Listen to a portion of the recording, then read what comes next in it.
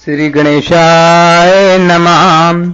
श्री सीतारामचंद्राभ्याम नमः।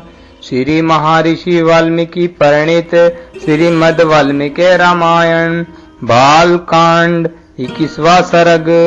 विश्वामित्र के रोषपूर्ण वचन तथा वशिष्ठ का राजा दशरथ को समझाना। राजा दशरथ की बात के एक एक अक्षर में पुत्र के प्रति स्नेह भरा हुआ था। उसे सुनकर महर्षि विश्वामित्र कुपित हो उनसे इस प्रकार बोले, राजन सुनो, पहले मेरी मांगी हुई वस्तु के देने की प्रतिज्ञा करके अब तुम उसे तोड़ना चाहते हो। प्रतिज्ञा का यह त्याग रघुवंशियों के योग्य तो नहीं है। यह बर्ताव तो इस कुल के विनाश का सूचक है।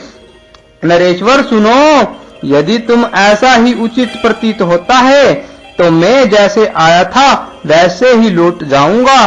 कपूत कुल के रतन सुनो, अब तुम अपनी प्रतिज्ञा झूठी करके हितैषी सुहृद से गिरे रहकर सुखी रहो। बुद्धिमान विश्वामित्र के कुपित होते ही सारी पृथ्वी कांप उठी और देवताओं के मन में महान भय समा गया।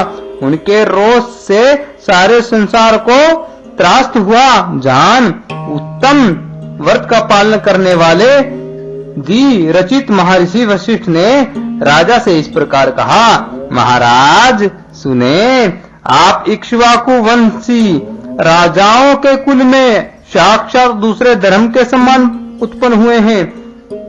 धैर्यवान, उत्तम व्रत के पालक तथा श्री संपन्न हैं। आपको अपने धर्म का परित्याग नहीं करना चाहिए। रघुकुल भूषण दशरथ बड़े धर्मात्मा हैं। यह बात 3 लोक में प्रसिद्ध है। अंत आप अपने धर्म का ही पालन कीजिए, अधर्म का भार सिर पर न उठाइए। मैं अमुक कार्य करूंगा ऐसी प्रतिज्ञा करके भी जो उस वचन का पालन नहीं करता उसके याग आदि इष्ट तथा बावली तालाब बनवाने आदि पूरत कर्मों के पुण्य का नाश हो जाता है। अंत आप श्री राम को विश्वामित्र जी के साथ भेज दीजिए। ये अस्त्र विद्या जानते हो या ना जानते हो, राक्षस इनका सामना नहीं कर सकते। जैसे प्रज्वलित अग्नि द्वारा सुरक्षित अमृत पर कोई हाथ नहीं लगा सकता, उसी प्रकार कौशिक नंदन विश्वामित्र से सुरक्षित हुए श्री राम का वे राक्षस कुछ भी बिगाड़ नहीं सकते। ये श्री राम तथा महर्षि विश्वामित्र साक्षात धर्म की मूर्ति हैं। ये बलवानों में श्रेष्ठ हैं। विद्या के द्वारा ही ये संसार में सबसे बड़े चढ़े हैं। तपस्या के तो ये विशाल भंडार ही हैं। चराचर प्राणियों सहित तीनों लोकों में जो नाना प्रकार के अस्त्र हैं उन सबको ये जानते हैं। इन्हें मेरे सिवा दूसरा कोई पुरुष ना तो अच्छी तरह जानता है और ना ही कोई जानेगा ही। देवता, ऋषि, राक्षस, गंधर्व, यक्ष, किन्नर तथा बड़े बड़े नाग भी इनके प्रभाव को नहीं जानते हैं। प्राय सभी अस्त्र प्रजापति कृष्या सबके परम धर्मात्मा पुत्र हैं।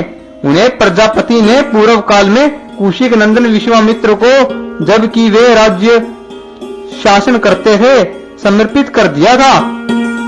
कृष्या सबके वे पुत्र प्रजापति दक्ष की 2 पुत्रियों की संतान हैं। उनके अनेक रूप हैं। वे सब के सब महान शक्तिशाली प्रकाशमान और विजय दिलाने वाले हैं। प्रजापति दक्ष की 2 सुंदर कन्याएं हैं। उनके नाम है जया और सुप्रभा। उन दोनों ने 100 परम प्रकाशमान अस्त्र शस्त्रों को उत्पन्न किया है। उनमें से जया ने वर पालक 50 श्रेष्ठ पुत्रों को प्राप्त किया जो अपरिमित शक्तिशाली और रूप रहित हैं। वे सब के सब असुरों की सेनाओं का वध करने के लिए प्रकट हुए हैं। फिर सुप्रभा ने भी संहार नामक 50 पुत्रों को जन्म दिया है जो अत्यंत दुर्जय है। उन पर आक्रमण करना किसी के लिए भी सर्वथा कठिन है तथा वे सब के सब अत्यंत बलिष्ठ हैं। ये धर्मज्ञ कौशिक नंदन उन सब अस्त्र शस्त्रों को अच्छी तरह जानते हैं।